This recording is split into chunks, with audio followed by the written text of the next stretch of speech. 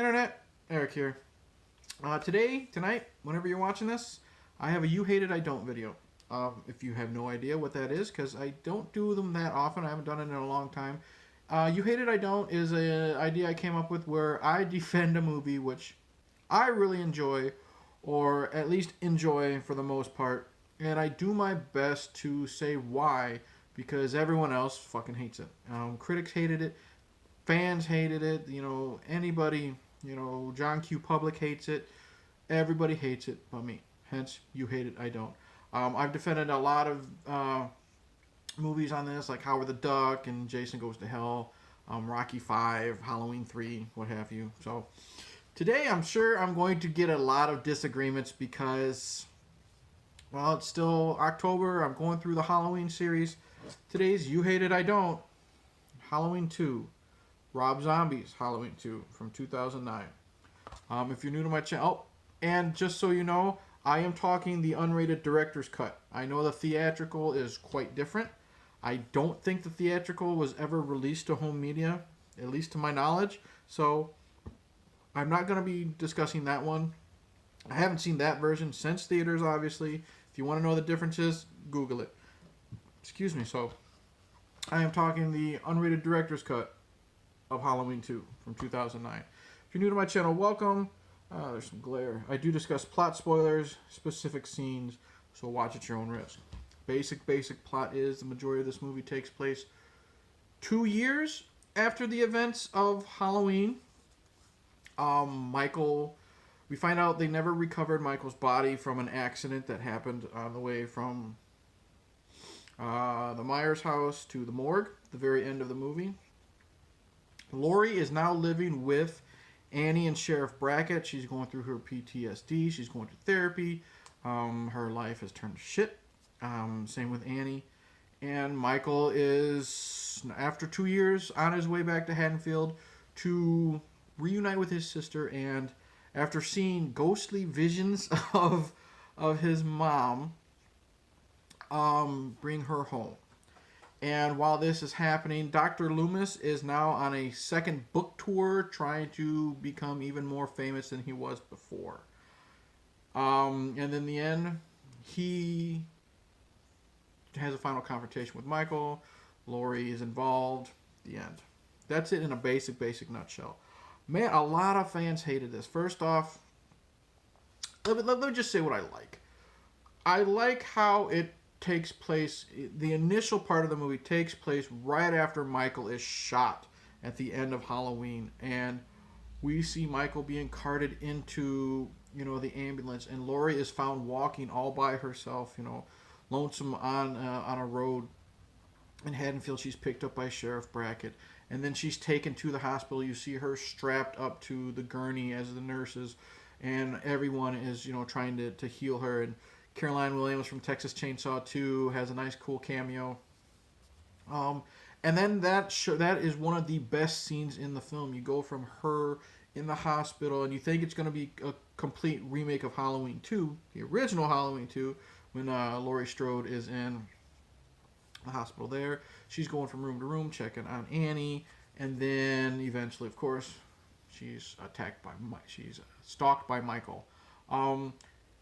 Even though, and like I said, I mentioned spoilers, even though that is a dream sequence, the first 20 minutes is nonstop.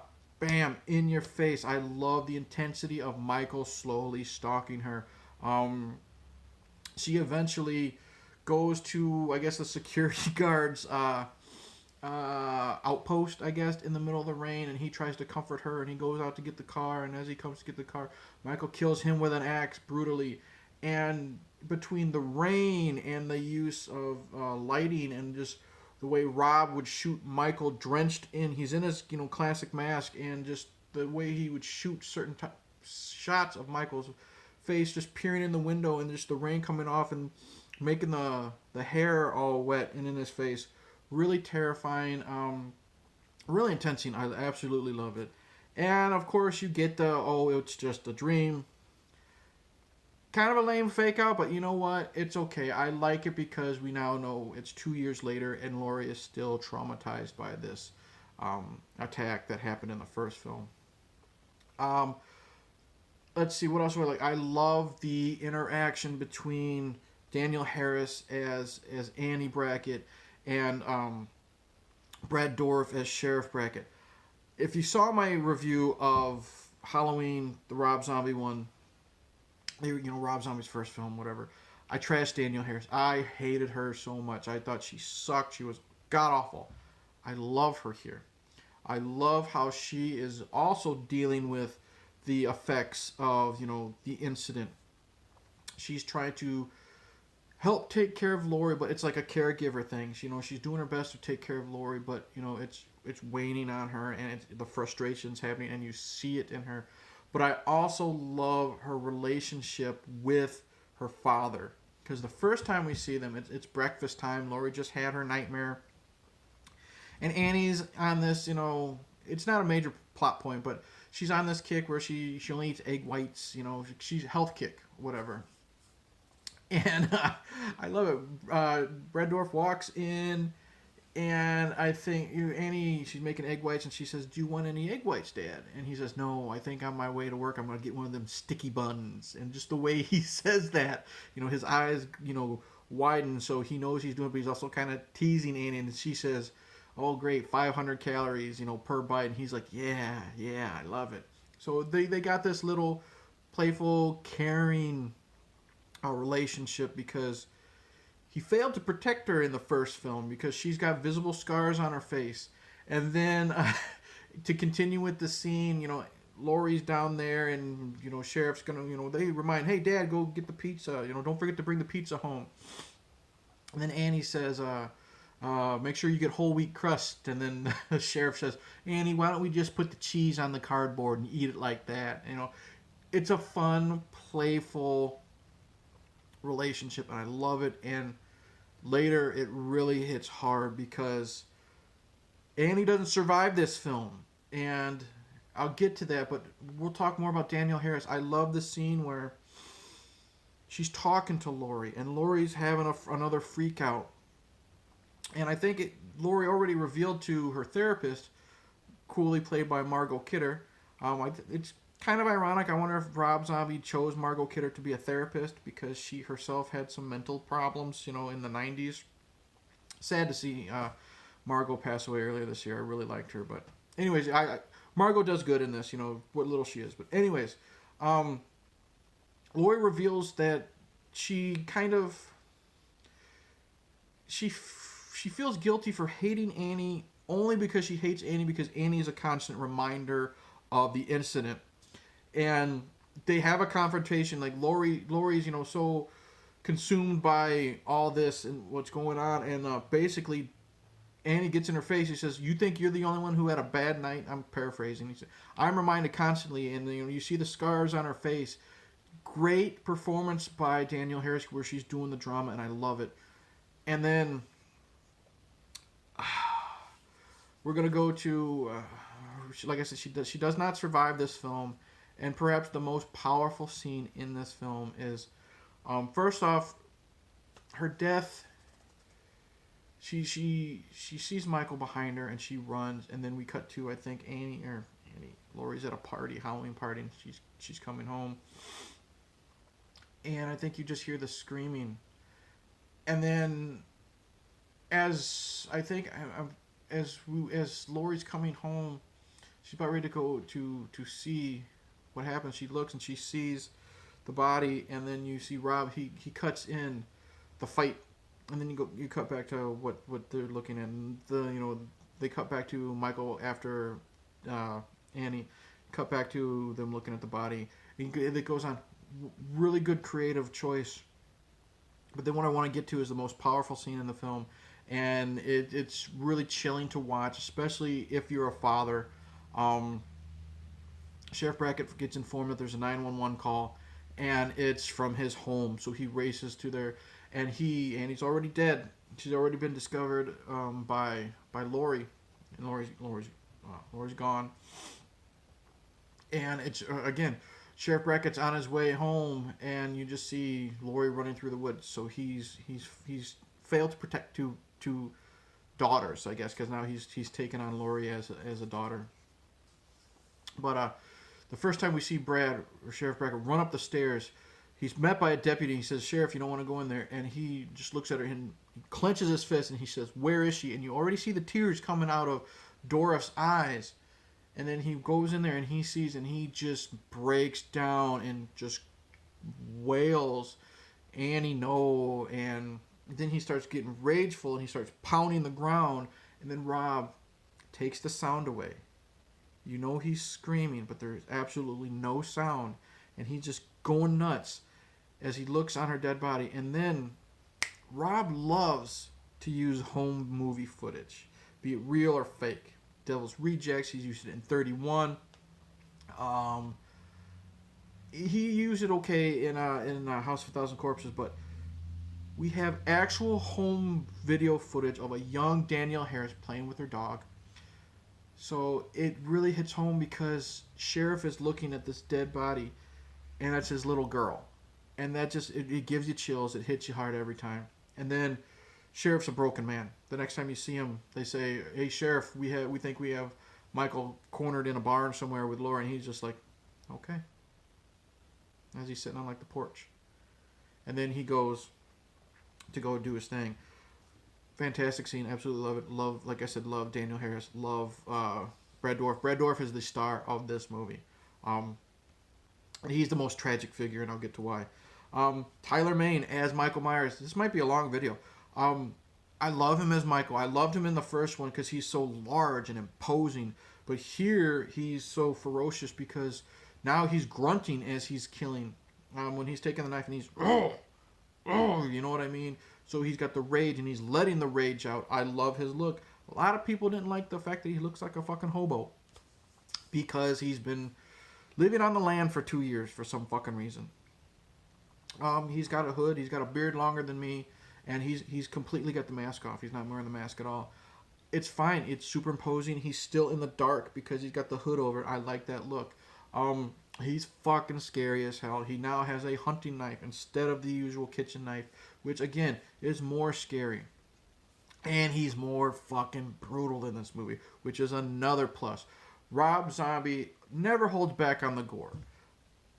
The first film was gory enough as it is, with some throat slits and baseball bat scene and what have you.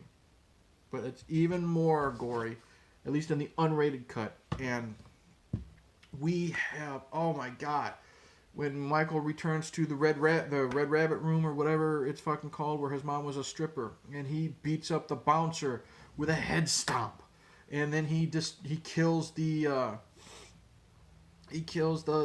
boss or whatever. But first he breaks his arm, and you see the bone pop out. He kills one of the strippers by repeatedly bashing her face repeatedly into a mirror. We have people getting impaled, like he kills a couple rednecks.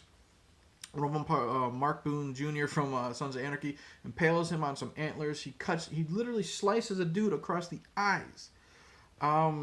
So much, just killing and stabbing and strangling. And oh my god, the gore is up in this. It's brutal. It's uncomfortable. When one of the nurses gets it in one of Laurie's dreams, she's sliced down the face, and she's just walking, and you see the big slice on her face, blood oozing out, and then she loses it. Michael takes her, and she's gone, and he's stabbing her repeatedly as she's on the ground, and you see the close-up of her spitting blood. Very, very violent, but very well done. I think it was Wayne Toth, I think is how you pronounce it. He did the effects for at least Devil's Rejects. I don't know if he did Halloween, but another reason why. Another reason why I love this film, or I really enjoy this film, and a lot of people hated it. I love what they did with Dr. Loomis. I love how he is now a fame-hungry, money-grubbing asshole. There was a brief line in the first film where Loomis had written a book about dealing with Michael in the sanitarium. Well, since then, it's been 2 years, and he's had another book come out. Well, it's coming out, and it's now been published, and he's on his book tour. And he's always on his cell phone. He's being an asshole towards his assistant. He doesn't like that he's on this show and that show and this way and that. I love it. It's something new. It's something unexpected. And you could see a lot of people becoming that way when the fame hits him. Oh, he probably made a shit ton of money on this book deal. I'm going to make a little bit more. I want things my way, and my way is the only way, damn it. And I loved it. One of my favorite scenes is when he's at a book signing and he meets some crazy fan. That was kind of dumb. But then some guy hands him a book, and Loomis opens up the book for him to sign, and he pulls out a picture. And the customer says, "Do you remember her?" And he says, "No, I don't. She's very pretty. That was my daughter Linda. You murdered her." And, you know, because it's a grieving father blaming Loomis for the death of Linda because, you know, Loomis let him escape from the mental hospital and all this and that. But really powerful scene. A gun is pulled. I love it. There's a really cheesy scene. It's kind of dumb where he goes on a talk show with Chris Hardwick, and Weird Al Yankovic is the guest, and, you know, they're talking about Michael Myers, and Weird Al thinks he means Mike Myers from Austin Powers. Unnecessary, but kind of goofy. It's just another way to knock Loomis off his pedestal, and it's just fun. Then eventually, Loomis finds out where Michael is, you know, held up in this shack, and he tries to make the wrong things right. He tries to redeem himself by trying to stop Michael, and it does not end pretty, which is another thing I really enjoy about this film. I love the ending of this film. Brackett has nothing left to lose, really. His daughter's dead. He wants to protect Annie. He wants to protect Laurie. They got, like I said, Michael and Laurie are in the shack. Standoff is happening, and Loomis shows up. He says, "Michael, this isn't a hostage situation. Michael's not going to respond to this." The first thing that you see Brackett do, he runs up to Loomis and he fucking cold cocks him because of this. And then he basically throws Loomis off the property. Loomis, of course, sneaks in. And and there's some weird stuff in this film, especially in this scene, which I'll get to, which I can't defend, but still. Loomis walks in, he's trying to calm down Laurie, because she's been having visions for some reason. Now her and Michael have this psychic link. It's happened before in the series. I don't really like it, but it is what it is. She's having visions of her mother, which I'll get into it as well, and a young Michael holding her down, but it's not really happening. She's, you know, really convulsing. It's all in her head. And Loomis is yelling, telling her to stop. It's all in your head. Nothing is going on. And then silence. We cut to the outside of the barn, and boom! Michael and Loomis are who went through the wall. Don't even want to spoil the hell out of this film because I got to defend it. And Michael rips the mask off, and it's already got a piece of it ripped off, which I love. You can't see it on the back, but the stripper I mentioned that he killed grabbed, because the mask has been rotting, grabs the side of the mask and rips it off, and so you see this part, kind of like Two-Face, you know. So you see his eye there, and it's just menacing. He rips off his mask as he's looking at Loomis, and the first thing he says in like 20 years, he looks at Loomis and he says, "Die." And he stabs him with the hunting knife. I love that his first words in 20 years is to the man that he thought was there to take care of him when he was a kid and failed him. He wants him dead because Michael has no father figure. He kills him. I love that. And then Michael's taken out. You know, he's shot. He is dead because he's strong, but he's not non-human, whatever. So he's shot to death. And then Laurie comes out. And she's mentally gone. There's nothing left there. And she goes, and I believe she does pick up the knife, and she's going towards Loomis's body, like maybe to finish the job, just in case Michael hasn't done it. So she's completely, you know, like I said, she's flipped. She's now got this psychotic gene or whatever the fuck is going on. Now she's about ready to maybe stab Loomis. A trigger-happy cop shoots her and kills her. And I listened to the commentary in this, and because I didn't know if she was dead or not, because the ending is a little confusing. You see her vision. She's dressed in all white. And she seems like she's in a mental ward, and then she sees, you know, her mom, Sheri Moon Zombie, and the horse, which I'll get to. and you make it seem like she's in a mental hospital. But according to Rob Zombie's commentary, she's dead. She's shot and she dies right there in the field with her brother and Dr. Loomis. As this really nice, slow, angelic version of Love Hurts plays, and it feels so poignant. She's lying there with her brother. Love hurts. You know, family can be a lot of garbage sometimes. I don't know how else to pronounce it. Say it. So I love that. It's the end of the story, the definitive end. And that's what makes, again, Sheriff Brackett the most tragic character in this film, because now he failed to save Laurie because of some trigger-happy asshole. Oh, man. I love, after she's dead, it says filmed by Rob Zombie, and then we get cuts, you know, freeze frames of like the murders from all the movies, you know, all of them, 2 of them, but it's done like old newsreels, and really, really great. Now, don't get me wrong, I know a lot of people are going to say they hated the horse. Now, yes, and if you haven't seen this film, Sheri Moon Zombie is walking around with a white horse, and Michael sees visions of his mom talking to him, because if you think about it, just like Jason Voorhees, Michael's kind of a mama's boy, you know. The only one who cared about him, at least in the Rob Zombie films, was his mother. And that's the only one he cared about. And I guess he says it, or it's written in text in the very beginning of this film. From what I got about it, the white horse symbolizes pent-up rage that must be let out. It's a dumb concept. I cannot defend the horse, and I won't. It's stupid. So, there you have it. But I love the look of Sheri Moon. She looked very ghostly, kind of like her, maybe a spin on her Living Dead Girl appearance, you know, in that music video. I can't defend Scout Taylor Compton. She sucks in this film, as she sucked in the first one. She tries to act tough, you know, and tries to be bad because she says fuck every 30 seconds. Can't defend her. Sorry, she sucks. She's horrible. But, again, there's so much in this film I really, really enjoy. I hadn't seen this in maybe 2, 3, maybe, you know what? No, it's been longer than that. My daughter is now 6, and I have not watched this since she was born. I really, really enjoyed it.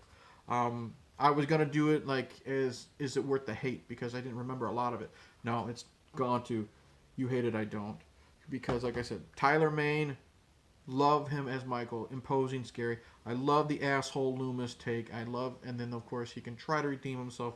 The ending, what happens to Laurie, what happens to Michael, what happens to Loomis. I love Annie Brackett and her relationship with her dad from the beginning, and then the tragedy that happened, and then that scene where he finds her body still is haunting. The gore, the violence. Yeah, I mean, a lot of people hate him because he's a big dirty hobo now. That's you, Bronco Juggalo. Still love you, buddy. Halloween 2, though. You Hate It, I Don't. Really, really enjoy this film. Yeah, definitely is going to be in my constant rotation of watching Halloween films. Did not realize I was going to like it that much. So, that's it. Thank you for watching. Please like, subscribe, comment below. Tell me how wrong I am, because I'm sure I'm going to get a lot of this. Tell me if you're one of the 2 people in the world that does enjoy this film, one being myself. Tell me why you like this film. Tell me if you like it for other reasons. Tell me if I'm wrong, because I'm sure you will. I don't know when I'm going to see the new film, so I might be taking a break from the Halloween series for a while. I have a Children of the Corn review coming up. I have been asked by Bronco Juggalo. I mentioned him earlier. Good buddy of mine. He just did a video, top 10 worst films of the big 5, which is like Michael, Jason, Freddy, Chucky, and Leatherface. I might do a top 5 type of spin on that. 1 film per franchise. I have his series in mind where we make each other review a film. I have to review Terrifier for him. I'm looking forward to that. I got some more things planned. So, in the end, I will say cheers and love hurts.